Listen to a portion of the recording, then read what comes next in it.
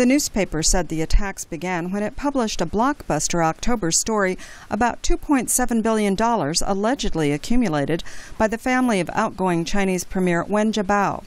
Chinese officials had warned that there would be consequences even before the story appeared, so the newspaper checked and soon detected intrusions on its internal network. Mark Franz is the Times chief information officer. At that point, we were pretty certain that there were some hackers in our network. We didn't know exactly where they were coming from.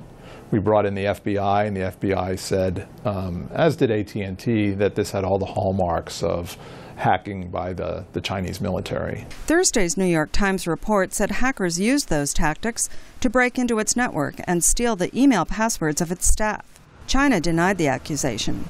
Foreign Ministry spokesman Hong Lei. According to some investigative results, which showed no proof and had groundless evidence and a baseless conclusion, China had participated in online attacks. That is a totally irresponsible conclusion. He said Chinese law bans online attacks and that China has also been a victim. Network security expert Paolo Gusti of the New York Institute of Technology says the attack resembled other highly sophisticated hacks by the Chinese military. He said this one tried to conceal its source by going through university computers. That was a very interesting case of hacking. It's definitely performed by very skilled individuals. They used very sophisticated techniques.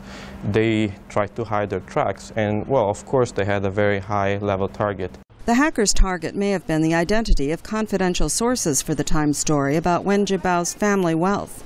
There were none, however, according to the newspaper, since all its information came from public documents in China. Gusti said the damage can be repaired quickly, but it is very difficult to prevent hackers from breaking into private computer systems. If you're defending, you have to close all possible holes, while if you're attacking, you just need to find one door left open, and then you can get in. Faced with a determined and skilled adversary, Gusti said even a government might have a hard time sealing all possible vulnerabilities, and that this case shows again that the Internet erases national borders. The New York Times, too, says it expects further attempted hacks in the future. Carolyn Weaver, VOA News, New York.